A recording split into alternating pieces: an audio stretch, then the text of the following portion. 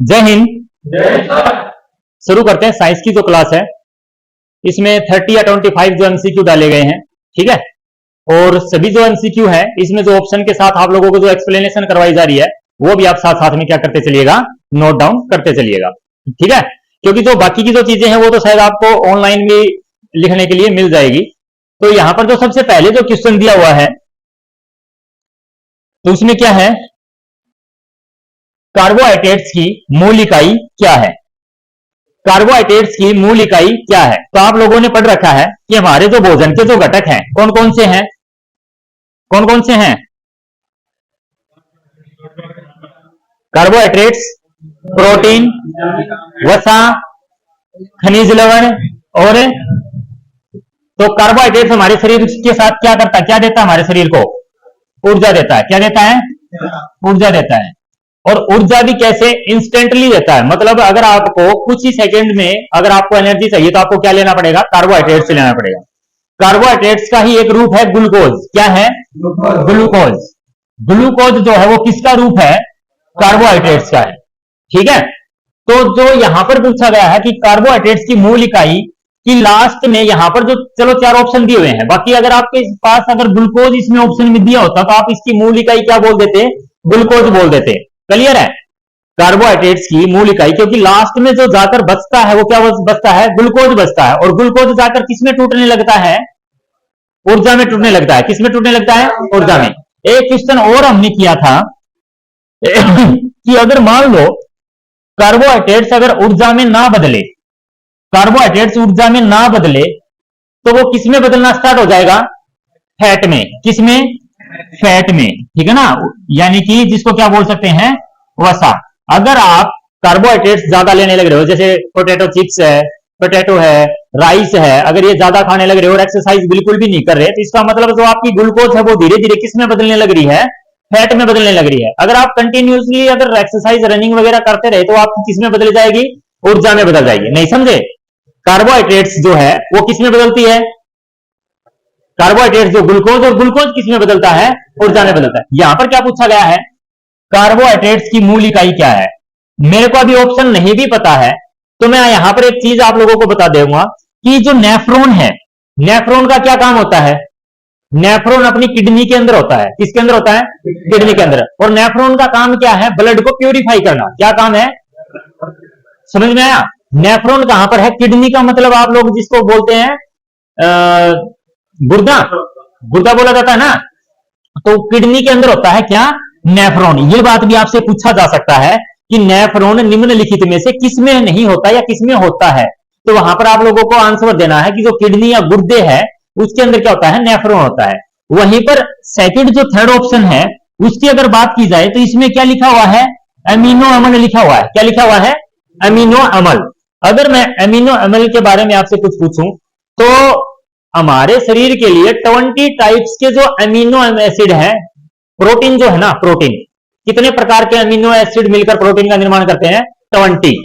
ये प्रश्न याद रख लेना भाई, पूछा गया है कि कुल अमीनो एसिड जो है कितने हैं जो किस चीज का निर्माण करेंगे, प्रोटीन का निर्माण करेंगे। चलो प्रोटीन की बात आ ही गई तो आप ये बता दो, मैंने कोशिका वाला चैप्टर करवा रखा है आपको कि प्रोटीन का निर्माण करवाता कौन है।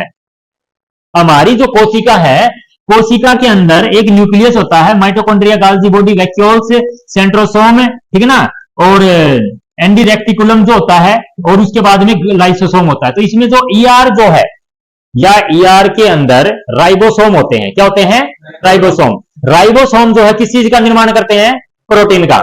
नहीं याद आया, आपसे क्वेश्चन पूछा जाता है कि प्रोटीन का निर्माण किसमें होता है या राइबोसोम किस चीज का निर्माण करते हैं, तो राइबोसोम किसका निर्माण करते हैं, प्रोटीन का निर्माण करते हैं। किसका निर्माण है, फिर भी नहीं समझ में आया तो आप लोगों ने, मैं फिर भी बार बार एग्जांपल दे चुका हूं, चिकन खाया है।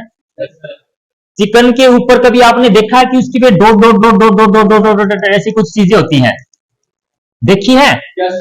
तो वो जो डॉट्स होते हैं, ये मान के चलिए हमारे शरीर के अंदर जो कोशिकाएं है उसके अंदर राइबोसोम भी ऐसा ही होता है जो किस चीज का निर्माण करता है, प्रोटीन का। जो राइबोसोम होता है, जो मैंने ईआर का जो नाम लिया कोशिका के अंदर, ठीक है ना, एंडी रेक्टिकुलम अगर बोल सकते हो आप, तो उसके अंदर 2 प्रकार की सरफेस होती है। एक होती है स्मूथ और एक रफ होती है। क्या होती है, एक तो रफ होती है और एक क्या होती है, स्मूथ। कुछ समझ में आ रहा है? मैं ये बताना चाह रहा हूं, अपने पास कोशिका है, जीवन की सबसे छोटी इकाई क्या है? कोशिका के अंदर हमारा जितना भी जो काम होने लग रहा है, ऊर्जा बनाना, प्रोटीन का निर्माण करना, वसा को संग्रहित करना, ऊर्जा को ट्रांसफर करना, ये सारे काम करता कौन है? कोशिका करती है। कौन करती है? कोशिका करती है। उसी कोशिका के अंदर जो राइबोसोम होते हैं, क्या होते हैं? राइबोसोम, जो किस चीज का निर्माण करते हैं? प्रोटीन का निर्माण करते हैं। क्लियर है ये बात है? तो अभी हमने क्या लिखा कि जो एमिनो एसिड है, कितने एमिनो एसिड मिलकर प्रोटीन का निर्माण करते हैं? प्रोटीन का 10 हमारे को मिलते हैं भोजन से। कहां से मिलते हैं? और 10 हमारे को मिलते हैं हमारे शरीर से। कहां से मिलते हैं? शरीर से। जब हम भोजन खाते हैं तो उसमें कितने प्रकार के होते हैं? 20 प्रकार के। लेकिन हमारा शरीर कितने प्रकार के लेता है उसमें से? क्योंकि 10 जो प्रकार के अमीनो एसिड हैं वो हमारे शरीर के अंदर ही होते हैं। नहीं समझे? आपसे प्रश्न ये पूछा जाएगा कि कितने प्रकार के अमीनो एसिड मिलकर प्रोटीन का निर्माण करते हैं, तो कितने? 20। क्लियर है? उसके बाद सबसे जो मेन इसका अमीनो एसिड है वो कौन सा है? अल्फा है। कौन सा है? अल्फा है। आपसे यह भी बार बार पूछा जाता है कि निम्नलिखित में से प्रोटीन का जो मेन कंपोनेंट है, मुख्य जो इसका घटक है, वो कौन सा अमीनो एसिड है? तो कौन सा अमीनो एसिड है भाई? अल्फा अमीनो एसिड है। समझ में आया? उसके बाद नेफ्रॉन कहां बताई रहे? किडनी में। अमीनो एसिड क्या करते हैं? प्रोटीन का निर्माण करते हैं। अगर मैं बात करूं न्यूरॉन्स की, तो न्यूरॉन में आप लोगों को जिस दिन मैंने आपको कोशिकाएं पढ़ाई थी, मैंने ये बोला था दिमाग की कोशिकाएं एक बार टूट गई तो दोबारा से नहीं बनती, तो उनको क्या बोलते हैं? न्यूरॉन। क्या बोलते हैं? न्यूरॉन बोलते हैं वो दिमाग में। तो कहने का मतलब इन तीनों की तो कहानी कुछ और हो गई। और जो प्रश्न पूछा था कार्बोहाइड्रेट्स की मूल इकाई क्या है, तो बचा कौन फिर? शर्करा। क्या बचा? शर्करा यानी कि शुगर। शर्करा यानी कि शुगर जो है कार्बोहाइड्रेट्स की मूल इकाई। यहां पर आपका आंसर करेक्ट हो जाएगा। क्लियर है या नहीं समझ में आया? ये कार्बोहाइड्रेट्स जो शब्द मैं बार बार बोलने लग रहा हूं, क्या ये आपको समझ में आया? क्या होता है कार्बोहाइड्रेट्स? किसमें होता है? आलू में होता है। किसमें होता है? आलू में। और सबसे ज्यादा अगर कार्बोहाइड्रेट्स आपसे पूछा जाए तो किसमें होता है? चावल में। किसमें होता है? चावल में। क्लियर है? चलिए अगला क्वेश्चन।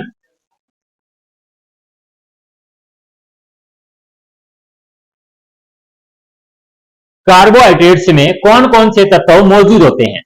कार्बोहाइड्रेट्स का अगर आपने कभी फॉर्मूला देखा हो तो कार्बोहाइड्रेट्स का आप खुद बताना, C6H12O6। ये CHO किस किस चीज के सिंबल हैं? तो अब मेरे को इसमें आंसर बताइएगा क्या है? उपरोक्त सभी। समझ में आया? अरे भाई ये C6H12O6 ये है कार्बोहाइड्रेट्स। तो इसमें ये तीनों हो गए। कार्बन है, हाइड्रोजन है, ऑक्सीजन और उपरोक्त सभी। तो इसका मतलब आज का जो आंसर हुआ उपरोक्त सभी हुआ। एक बात बताओ, ये जो कार्बन है, ये जो हाइड्रोजन है, ये जो ऑक्सीजन है, अगर मैं इनका जो रेशो लिखने लग जाऊं तो क्या रेशो बन के निकल के आएगा?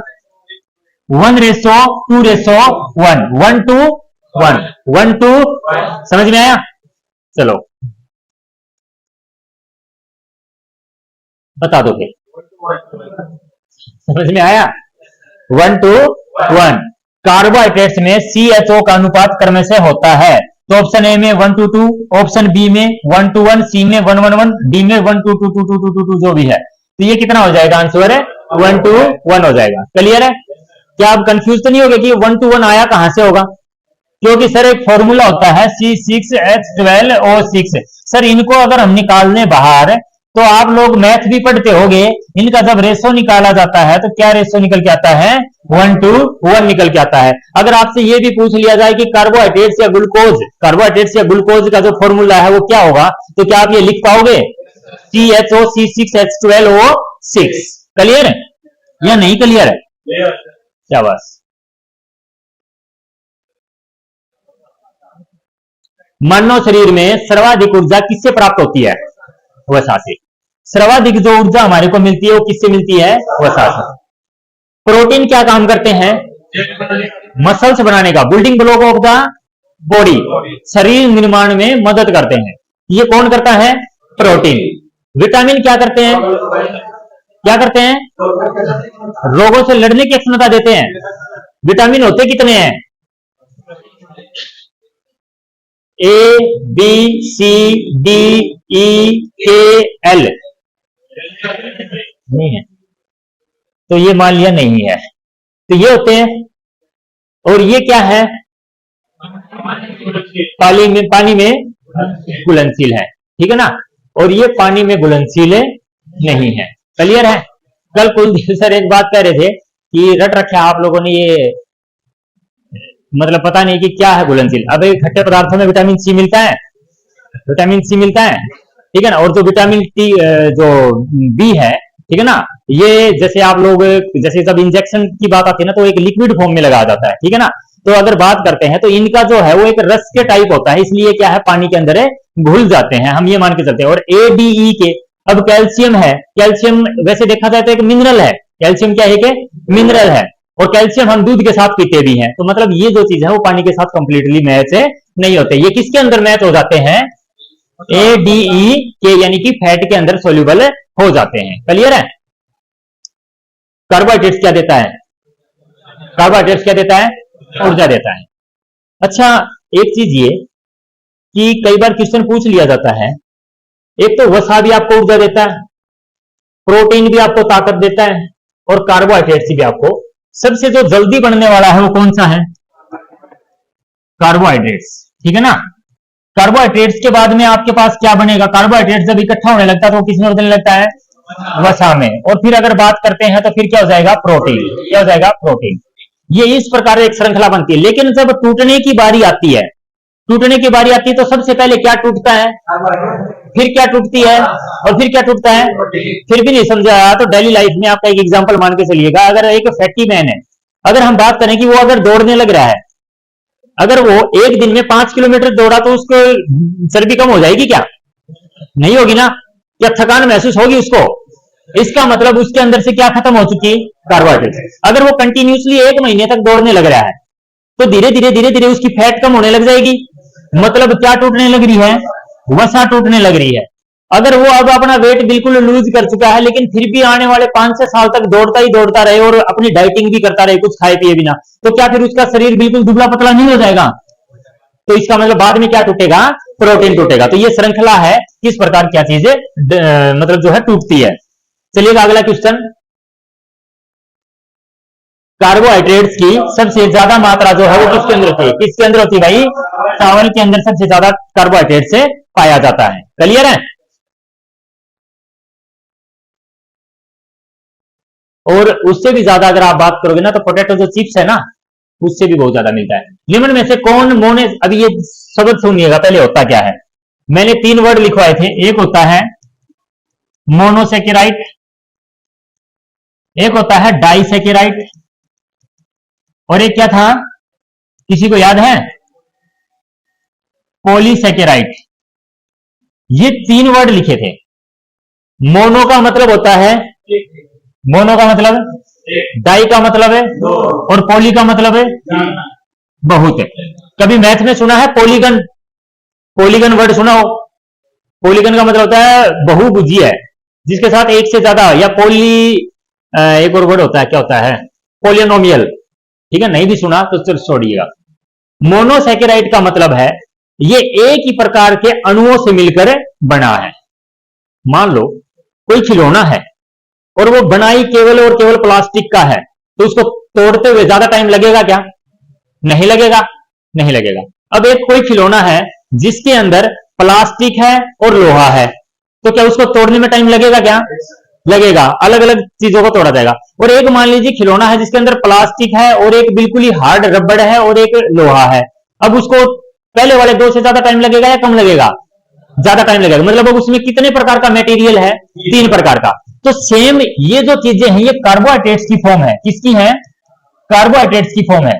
अगर मैं बात करता हूं कि मोनोसेकेराइड, पर्सन भाई डायरेक्ट ये आता है कि निम्न में से कौन मोनोसेकेराइड है, डाइसेकेराइड है या पॉलीसेकेराइड है। मोनोसेकेराइड जो जल्दी से टूट जाए, तो कार्बोहाइड्रेट्स की लिस्ट अगर आप देखोगे तो उसमें से जल्दी टूटने वाला सिर्फ और सिर्फ एक है, और वो क्या है? ग्लूकोज है। क्या है? ग्लूकोज है। इसका मतलब ग्लूकोज क्या हुआ? मोनोसेकेराइड हुआ। क्या हुआ? मोनोसेकेराइड। ग्लूकोज पिया, ग्लूकोज पीते ही किस में बदल गया? एनर्जी में। अब दूसरी चीज ये बताओ, आपने खाया आम, संतरा वगैरह वगैरह कुछ भी खाया, क्या वो डायरेक्ट संतरा खाते ही एनर्जी में बदल गया? पहले किस में बदलेगा? ग्लूकोज में। पहले किस में बदलेगा? और फिर किस में बदलेगा? फिर ऊर्जा में बदलेगा। नहीं समझ में आ रहा क्या? अरे भाई, ग्लूकोज लिया, किस में बदल गया? आपने आम खाया, आम पहले किस में बदलेगा? क्योंकि इसमें फ्रुक्टोज होता है। इसमें क्या होता है? किस में बदलेगा? फिर किस में बदलेगा? इसके बाद अगर मान लो कोई जैसे ऐसी चीजें होती है जो टूटती ही नहीं, मान लीजिए पेड़ पौधों के पत्ते, पेड़ पौधों के पत्ते, क्या आप उसको डाइजेस्ट कर सकते हो? मतलब वो एक से ज्यादा प्रकार के कणों से मिलकर बना होगा, ठीक है। तो ग्लूकोज किस में आ गया? फ्रुक्टोज और माल्टोज स्टार्च किस में आ गए? डाइसेकेराइड में। सेलुलोज और काइटिन किस में आ गए? पॉलीसेकेराइड में। नहीं समझ में आया? अब मेरे को इस प्रश्न का जवाब दे दो तो क्या हो जाएगा? निम्न में से कौन मोनोसेकेराइड नहीं है? ग्लूकोज, अब हम बात करें ग्लूकोज, लैक्टोज और ग्लैक्टोज, ये सारे किसके हो गए? ग्लूकोज के ही हो गए। किसके हो गए? बचा कौन है? फ्रुक्टोज। तो ये क्या हो जाएगा? मोनोसेकेराइड नहीं है, ठीक है ना? है फलों में, फलों में। उसके बाद ये बताओ भाई, निम्न में से कौन एक डाइसेकेराइड नहीं है?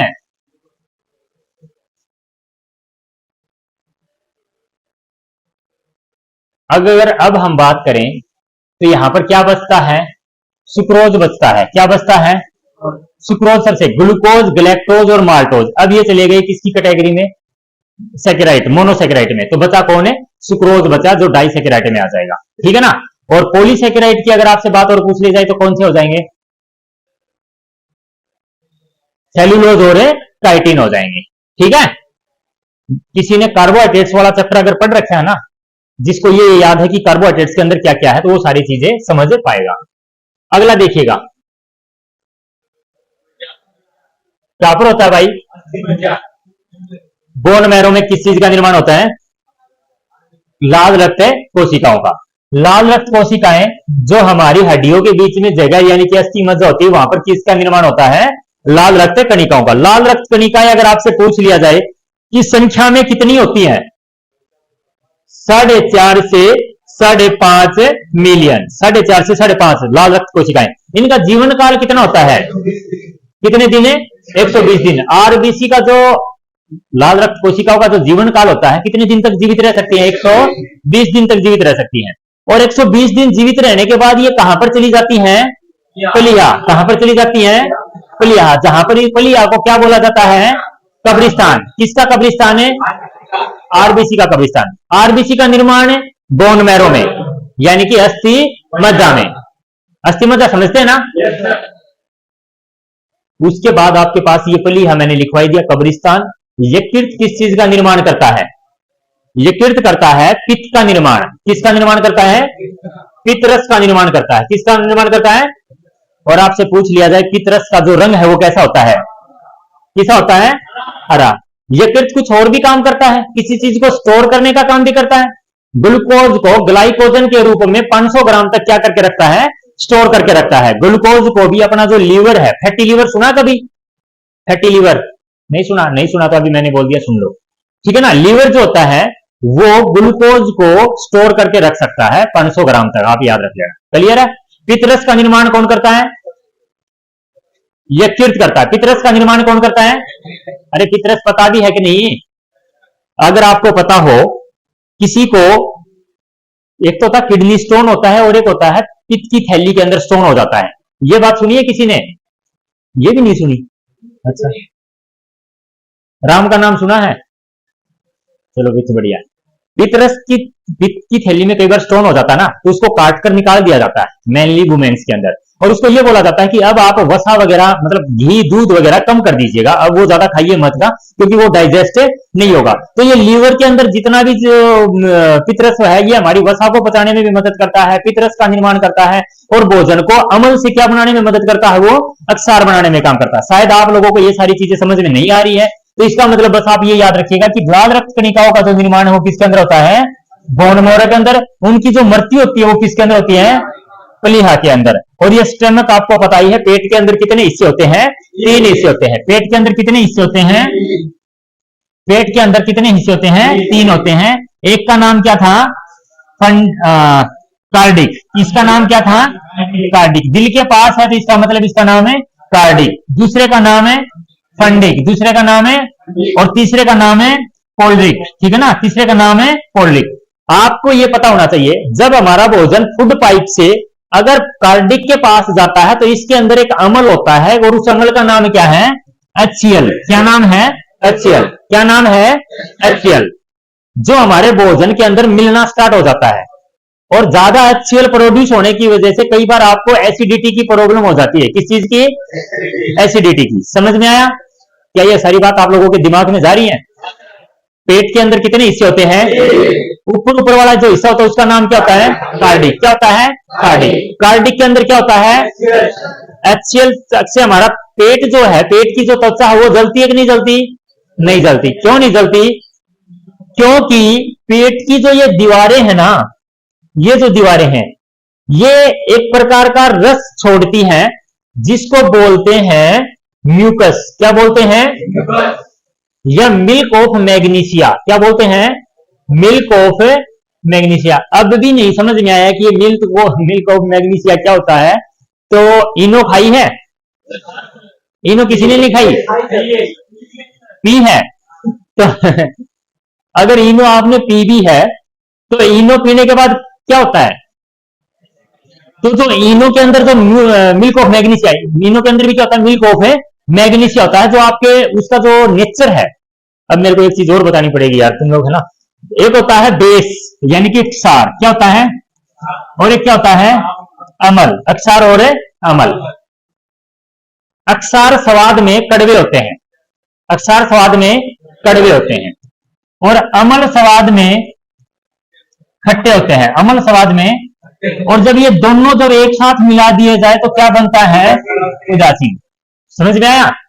अगर आपको कोई तेजाब वगैरह से अगर आप जल गए तो उसके ऊपर आप क्या लगा दीजिएगा? कोलगेट वगैरह लगा दीजिएगा, ताकि वो क्या होती है? अक्षार होती है। जब एसिड से जला, अम्ल से जला और उस पर अक्षार लगा दिया ना, तो जलन क्या हो जाएगी? कम हो जाएगी, मतलब वो उदासीन बन जाते हैं। तो मैं ये बोलना चाह रहा था कि जो मिल्क ऑफ मैग्नीशिया यानी कि जो इनो के अंदर होता है, आपके अंदर जो अमल है उस अमल को किस में बदलने स्टार्ट कर देगा? अक्षार में बदलना स्टार्ट कर देगा, और इससे आपको एसिडिटी क्या हो जाएगी? कम हो जाएगी। वही जो मिल्क ऑफ मैग्नीशिया है वो आपका जो पेट का जो आंत जो दीवारें हैं वो छोड़ने लगती, इससे आपका पेट का जो हिस्सा है वो जलता नहीं है। समझ में आया? तो भाई समझ में आ गया तो अगले देखो क्वेश्चन, 8 ही हुए हैं अभी तो। अगला देखो, कार्य का मात्रक क्या है? कार्य का मात्रक क्या है? कार्य का मात्रक जूल भी है, और जूल के बराबर कई बार ये भी हो जाता है कैलोरी भी है। क्या होता है? कैलोरी भी है। ठीक है ना? तो आप लोगों को ये याद रखना है, जूल और कैलोरी में कोई ना कोई रिलेशनशिप है, वो आपको मैं बाद में बताऊंगा। 4.2 कैलोरी के बराबर होता है एक जूल की अगर बात करें तो। लेकिन कार्य का मात्रक अभी तक क्या बताओगे? जूल। तो ये जो न्यूटन लिखा हुआ है ये किसका मात्रक है? बल का। किसका है? बल का मात्रक है। और बल का ये SI मात्रक है। बल का कौन सा मात्रक है? SI मात्रक है। अंतरराष्ट्रीय जो पद्धति है SI मात्रक है वो कब से अपनाए गए हैं? ये भी याद रखना 1971 से। न्यूटन का जो SI मात्रक है, जो न्यूटन है वो किसका SI मात्रक है? बल का। वहीं पर अगर हम बात करें बल का जो सीजीएस मात्रक है, कौन सा मात्रक है? सीजीएस मात्रक है वो क्या है? डाइन है। क्या है? डाइन है। वाट किसका मात्रक है? शक्ति का। किसका मात्रक है? और डाइन ये आपका मैंने अभी अभी बताया है कि इसका सीजीएस मात्रक है। क्लियर? प्रकाश वर्ष किसका मात्रक है? प्रकाश वर्ष किसका मात्रक है? दूरी का मात्रक है। तो भाई कौन सा इसमें आंसर? प्रकाश वर्ष किसका? ऑप्शन सी हो जाएगा, दूरी का। प्रकाश वर्ष किसका मात्रक है? और मेरे को अभी अच्छे से याद है, आप लोग बता पाओगे कि एक प्रकाश वर्ष, जिससे पूछा जाए वही बताएगा भाई। एक प्रकाश वर्ष में मेजर, एक प्रकाश वर्ष की वैल्यू कितनी बताई थी?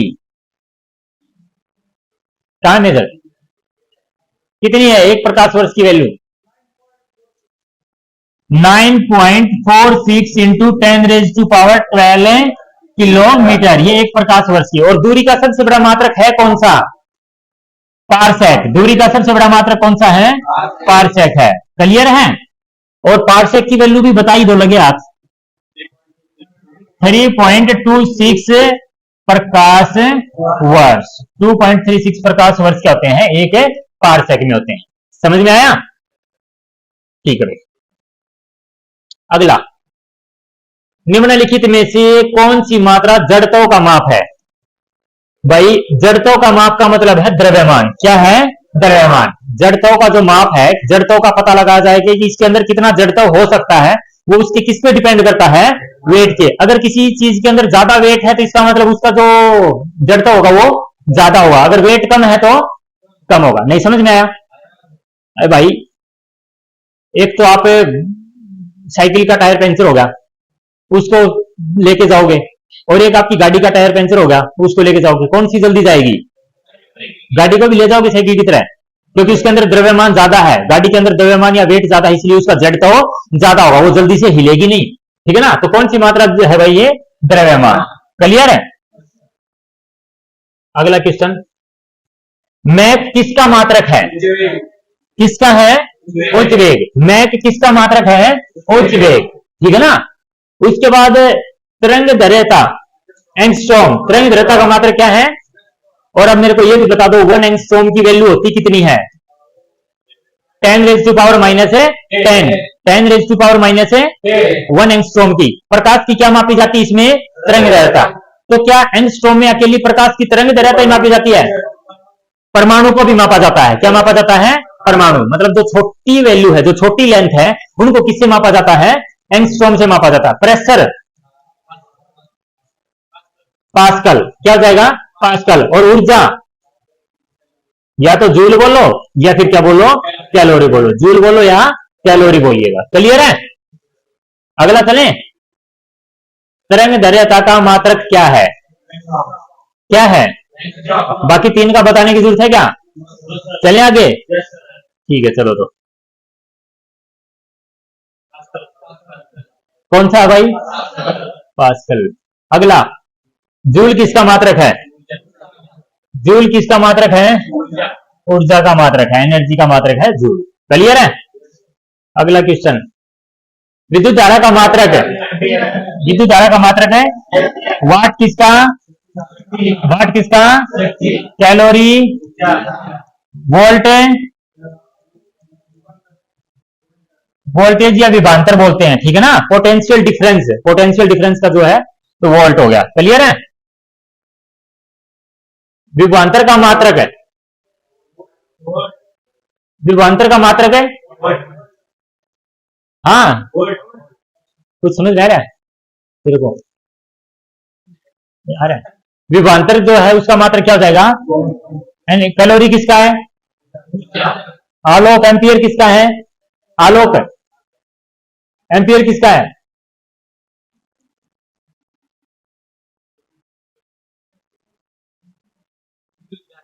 विद्युत धारा का। शाबाश।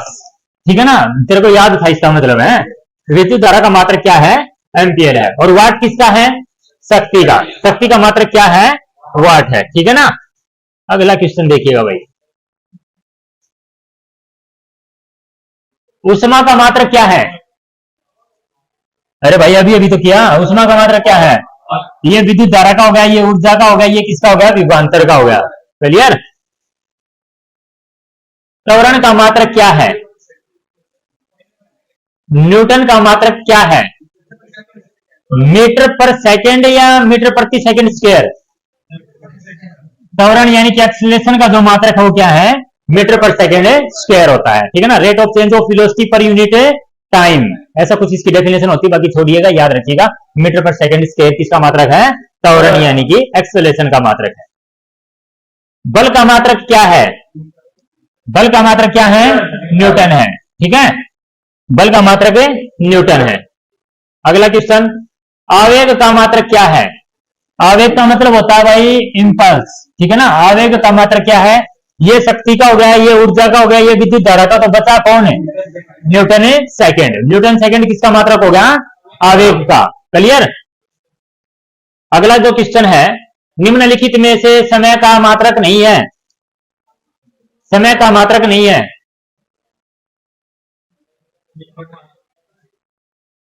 इनमें से कोई समय का मात्रक है क्या? समय का मात्रक है नहीं, क्या है समय का मात्रक है? समय का मात्रक है क्या? अरे है क्या? नहीं तो मेरे को बता, इसमें नहीं है, लेकिन है क्या?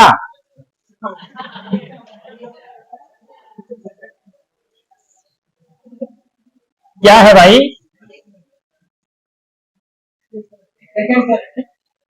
ये तो मेरे को भी पता लग गया इसमें नहीं है, लेकिन कम से कम ये तो बता सकते हो कि है क्या।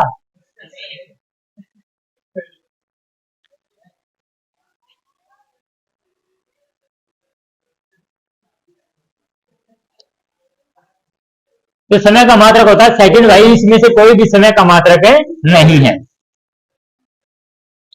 अगला क्वेश्चन है, पार्सेक किसकी इकाई है? पार्सेक किसकी इकाई है? दूरी की। पार्सेक किसकी इकाई है? दूरी की है भाई, ठीक है। उसके बाद है, ध्वनि की तीव्रता को किसमें मापा जाता है? किसमें मापा जाता है? डेसिबल में। असौ शक्ति एचपी में क्या मापा जाता है? अब एचपी में मापा जाता है जो हम इंडस्ट्रीज वगैरह में, ठीक है ना, जो ऊर्जा का खपत होती है, या जो ऊर्जा की खपत के साथ हम उसकी उष्मा को जितना हम ये सब मान के चलते कि इतना इसमें यूज होने लग रहा है, वो किसमें मापी जाती है? एचपी में मापी जाती है। जैसे आप लोगों ने देखा होगा घरों में अगर कोई मोटर वोटर लेके आते तो 1 एचपी 2 एचपी 3 एचपी ऐसा उस पर लिखा होता है।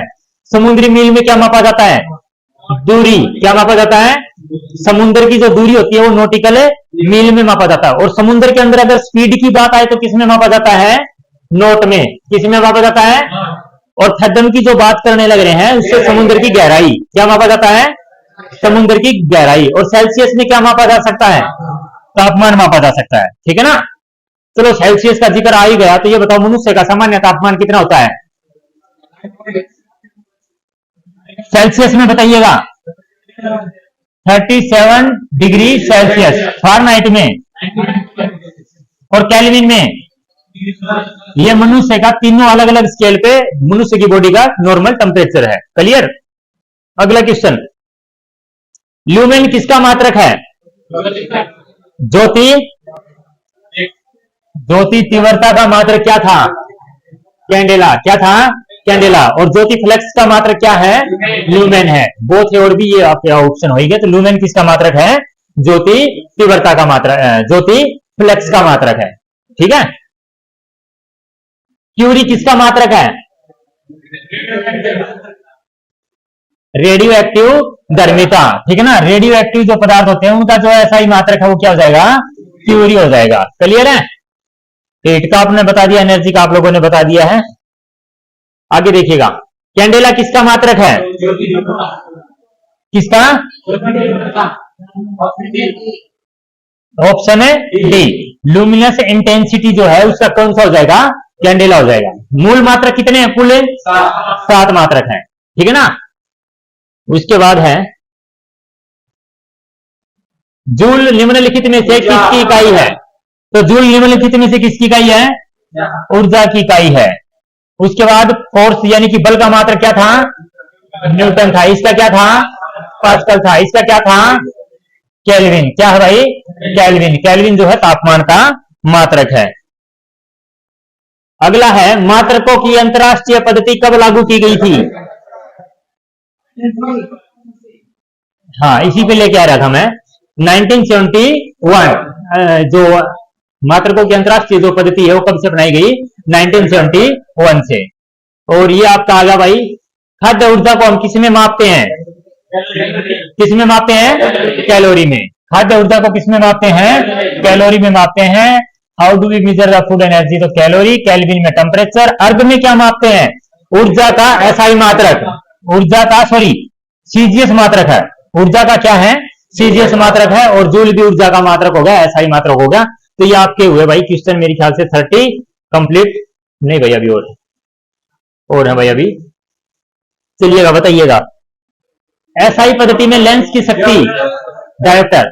अगर लेंस की अक्षमता को मापना है तो किसमें मापोगे? डायोप्टर में मापोगे, ठीक है। लेंस की अक्षमता को किसमें मापा जाता है? डायोप्टर में मापा जाता है। मीटर में क्या मापा जाता है? लंबाई। लंबाई का सही मात्रक क्या है? मीटर है। क्लियर है? हैं?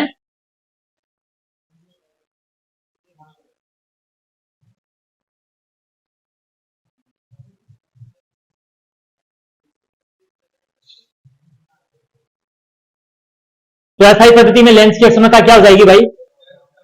डायोप्टर हो जाएगी। तो ये आपका आंसर, मीटर लंबाई आपने बता ही दिया।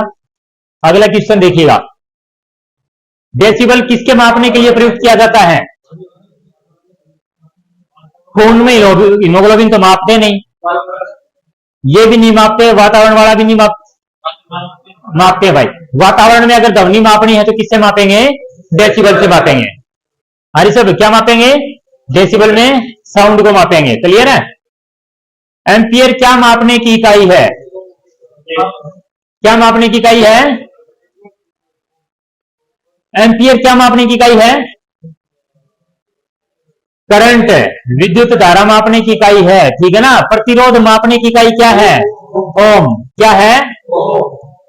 ओम, या ओम का ये निशान है। ठीक है ना? और वोल्टेज आपका विभांतर हो ही गया।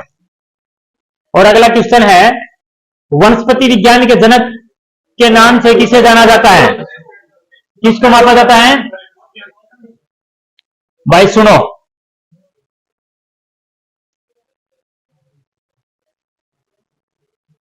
अरस्तु जो है जीव विज्ञान के पिता है। किसके पिता है? जीव विज्ञान के पिता है। और ये मेरे को अभी नहीं पता पुरकिंजे कौन है। डार्विन जो है अनुवांशिकता, ठीक है ना, अनुवांशिकता का जो वर्गीकरण है वो किसने किया था? डार्विन ने। तो बचा कौन है? थियोफ्रेस्ट। थियोफ्रेस्ट जो है वो किसका पिता बोला जाता है? वनस्पति विज्ञान का पिता बोला जाता है। अगला क्वेश्चन रहेगा आपका, प्रकाश वर्ष किसके मापन की इकाई है? प्रकाश वर्ष जो होता ना, सूर्य की लाइट के द्वारा एक वर्ष में चली गई कुल दूरी का जो माप होता है वो प्रकाश वर्ष होता है। तो इसमें जो करेक्ट ऑप्शन होगा, एक वर्ष में निर्वात में प्रकाश के द्वारा चली गई दूरी। ठीक है ना? ये ध्वनि का आता है, निर्वात में ध्वनि नहीं, मैं प्रकाश की बात कर रहा हूं। प्रकाश का जो निर्वात में चलता है वो क्या रहेगी? आपकी दूरी रहेगी। क्लियर है? तो ये आपके क्या हुए? 35 क्वेश्चन। क्लियर है? तो आपके पास ये है जो ऑनलाइन का है भाई, और ये क्या है? ऑफलाइन का है। नंबर अपना ये है, नोट करो, डायल करो, बातें करो। दिन में से 2-2 घंटे, कोई बड़ी बात नहीं है। तब तक के लिए जय हिंद।